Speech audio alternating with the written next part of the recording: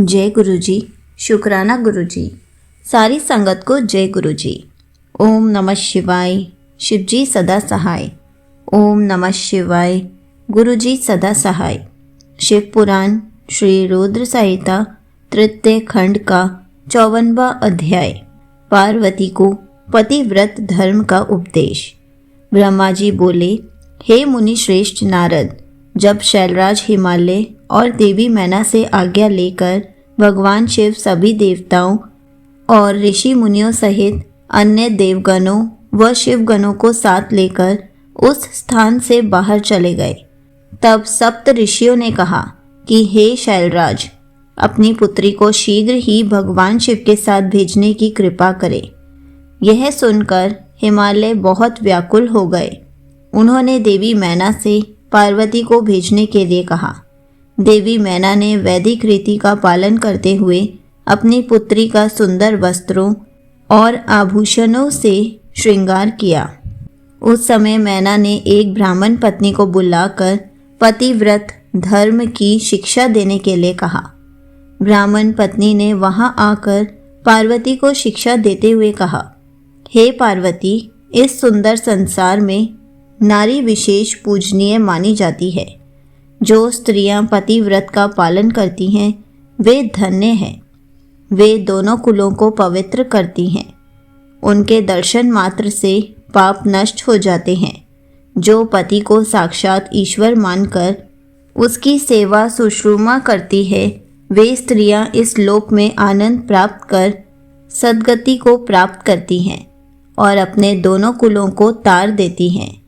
सावित्री, लोपामुद्रा, अरुंधति, शांडिली, शतरूपा, अनसूया, लक्ष्मी, स्वंधा, सती, संज्ञा, सुमति, श्रद्धा, मैना और स्वाहा आदि नारियां साध्वी कहलाती हैं। वे अपने पतिव्रत्य धर्म के कारण ब्रह्मा, विष्णु और शिव की भी पूजनीय हैं। इसलिए स्त्री को सदैव अपने पति की आज्ञा का पालन करना चाहिए। पतिव्रता स्त्री पति के भोजन कर लेने के बाद ही भोजन करे, जब तक वह खड़ा हो, खुद भी ना बैठे। पति के सो जाने के बाद ही सोए और उसके उठने से पहले उठ जाए। क्रोधित होने पर या अत्यधिक प्रसन्नता होने पर भी अपने पति का नाम ना ले। पति के बुलाने पर सभी कामों को छोड़कर पति के पास चली जाए। उसकी हर आज्ञा को अपना धर्म मानकर उसका पालन करे। कभी वह प्रवेश द्वार पर खड़ी ना हो, बिना किसी कार्य के किसी के घर ना जाए और जाने पर बिना कहे कदापि ना बैठे। अपने घर की वस्तुएं किसी को ना दें। पतिव्रता स्त्री को वस्त्रों और आभूषणों से विभूषित होकर ही अपना मुख पति को दिखाना चाहिए। जब पति घर से बाहर या परदेश गया हो तो उन दिनों में पतिव्रता स्त्री को सजना संवरना नहीं चाहिए। पति के सेवन की चीज़ें ठीक समय पर जब उसे आवश्यकता हो तुरंत दे दें। अपना हर कार्य चतुराई और होशियारी से करें। अपने पति की हर आज्ञा का पालन करना ही पतिव्रता स्त्री का परम धर्म होता है। पति की आज्ञा लिए बिना पत्नी को कहीं भी नहीं जाना चाहिए, यहाँ तक कि तीर्थ स्थान जैसे पुण्य स्थलों पर भी नहीं।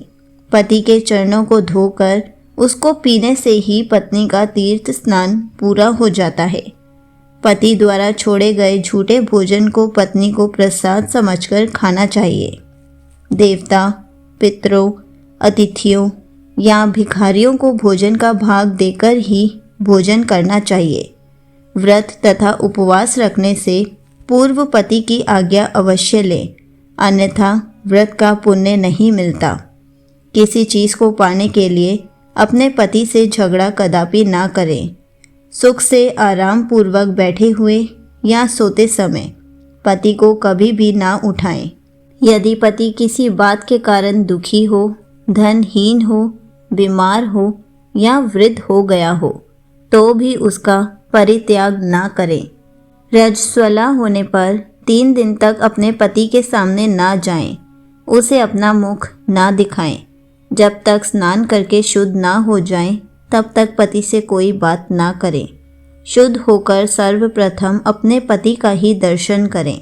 उत्तम पति व्रत का पालन करने वाली स्त्री को सुहाग का प्रतीक मानी जाने वाली वस्तुओं जैसे सिंदूर, हल्दी, रोली, काजल, चूड़ियाँ, मंगलसूत्र, पायल, बिछुए, नाक की लौंग, कान के कुंडलों को सदैव धारण करना चाहिए। जो स्त्रियां सुहाग की निशानी मानी जाने वाली इन वस्तुओं को हर वक्त धारण किए रहती हैं, उनके पति की आयु में वृद्धि होती है।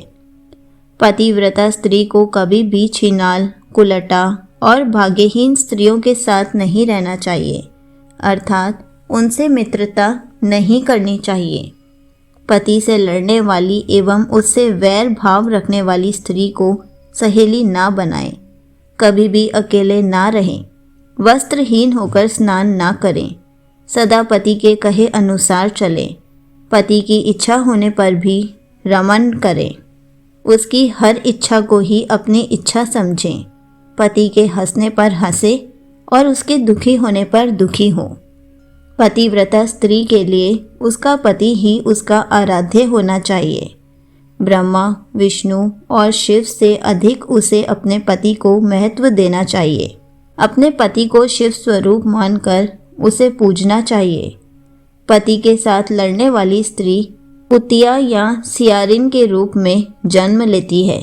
पति जिस स्थान पर बैठा हो उससे ऊंचे स्थान पर ना बैठे। किसी की भी निंदा ना करे। सबसे मीठे वचन बोले।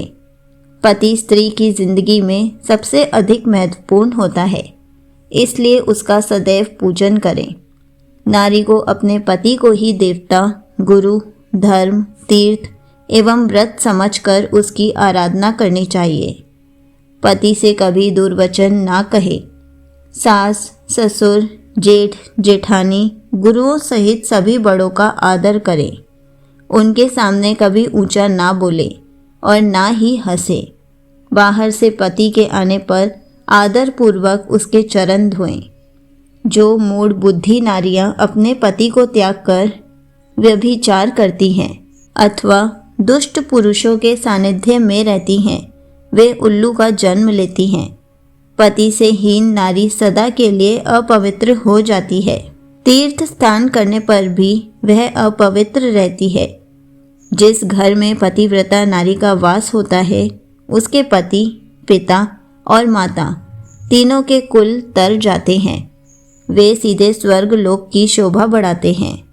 इसके विपरीत जो स्त्रियां पुरुषों की ओर आकर्षित होकर अपने मार्ग से भटक जाती हैं, वे अपने साथ साथ अपने कुल का भी नाश करती हैं।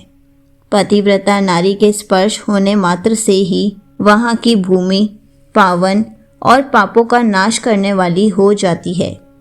सूर्य, चंद्रमा तथा वायुदेव भी पवित्रता हेतु नारी का स्पर्श करते हैं ताकि वे दूसरों को पवित्र कर सके। पतिव्रता पत्नी ही गृहस्थ आश्रम की नींव है, सुखों का भंडार है। वही धर्म को पाने का एकमात्र रास्ता है तथा वही परिवार की वंश बेल को आगे बढ़ाने वाली है। भगवान विश्वनाथ में अटूट भक्ति भाव रखने वाले शिव भक्तों को ही पतिव्रता नारियों की प्राप्ति होती है। पत्नी से ही पति का अस्तित्व होता है। एक दूसरे के बिना दोनों का कोई अस्तित्व नहीं रह जाता। पत्नी के बिना पति देवयज्ञ, पितृयज्ञ और अतिथि यज्ञ आदि कोई भी यज्ञ अकेले संपन्न नहीं कर सकता। पतिव्रता नारियों को पवित्र पावनी गंगा के समान पवित्र माना जाता है। उसके दर्शनों से ही सब कुछ पवित्र हो जाता है। पति पत्नी का संबंध अटूट है। पति प्रणव है और पत्नी वेद की ऋचा है। एक तप है तो एक क्षमा। पत्नी द्वारा किए अच्छे कर्मों का फल है पति। हे गिरिजानंदिनी, शास्त्रों में पतिव्रता नारियों को 4 प्रकार का बताया गया है: उत्तमा, मध्यमा, निकृष्टा और अति निकृष्टा। ये पतिव्रता स्त्रियों के भेद हैं। जो स्त्रियां स्वप्न में भी सिर्फ अपने पति का ही स्मरण करती हैं, ऐसी स्त्रियां उत्तमा पतिव्रता कहलाती हैं। जो स्त्रियां प्रत्येक पुरुषों को पिता, भाई एवं पुत्र के रूप में दिखती हैं, वह मध्यमा पतिव्रता कहलाती हैं। जिसके मन में धर्म और लोक लाज का भय रहता है और इस कारण वह सदैव धर्म का पालन करती हैं, वह निकृष्टा पतिव्रता कहलाती है।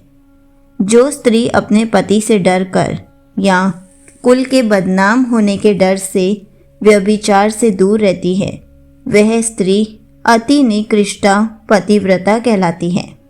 ये चारों प्रकार की पतिव्रता स्त्रियां पावन, पवित्र और समस्त पापों का नाश करने वाली कही जाती हैं। मुनि अत्रि की पत्नी अनसुया ने अपने पति व्रत के प्रभाव से त्रिदेवों ब्रह्मा, विष्णु और शिव को शिशु बना दिया था।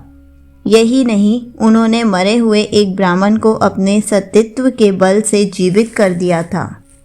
हे गिरिजानंदिनी, मैंने पतिव्रता स्त्री की सभी विशेषताएं और गुण तुम्हें बता दिए हैं। अब आप इसी के अनुरूप ही आचरण किया करें। अपने पति की हर आज्ञा को सर्वोपरि मानकर उसका पालन करें। पति को खुश रखने से ही सभी मनोवांछित फलों की प्राप्ति होती है। आप तो जगदम्बा का रूप हैं और आपके पति तो साक्षात भगवान शिव हैं। आपको यह सब बताकर कोई लाभ नहीं, क्योंकि आप तो यह सब जानती ही हैं और इसका उत्तम पालन भी करेंगी। आपके विषय में तो सोचकर ही स्त्रियां पवित्र एवं पतिव्रत धर्म का पालन करने वाली हो जाती हैं। इसलिए मुझे अधिक कुछ कहने की कोई आवश्यकता नहीं है। मुझे विश्वास है कि आप उत्तम पतिव्रत धर्म का पालन करके संसार की अन्य स्त्रियों के समक्ष उदाहरण प्रस्तुत करेंगी। ऐसा कहकर वह ब्राह्मण पत्नी चुप हो गई। उनसे पतिव्रत धर्म का उपदेश सुनकर देवी पार्वती ने बहुत हर्ष का अनुभव किया। उन्होंने दोनों हाथ जोड़कर ब्राह्मण पत्नी को नमस्कार किया तथा उत्तम धर्म के विषय में ज्ञान देने के लिए उनका धन्यवाद किया। देवी पार्वती ने अपने आचरण से सभी उपस्थित परिजनों को शिक्षा दी कि भले ही कोई कितना भी जानकार क्यों न हो, उसे अपनी परंपराओं का आदर पूर्वक पालन करना चाहिए। जो अहंकार के कारण लोक धर्म का परित्याग करता है, उसका अपयश होता है तथा वह अपनी संतानों को पथ भ्रष्ट करता है। संगत जी, यहीं पर शिव पुराण श्री रुद्र संहिता तृतीय खंड का 54वां अध्याय समाप्त होता है। जय गुरु जी।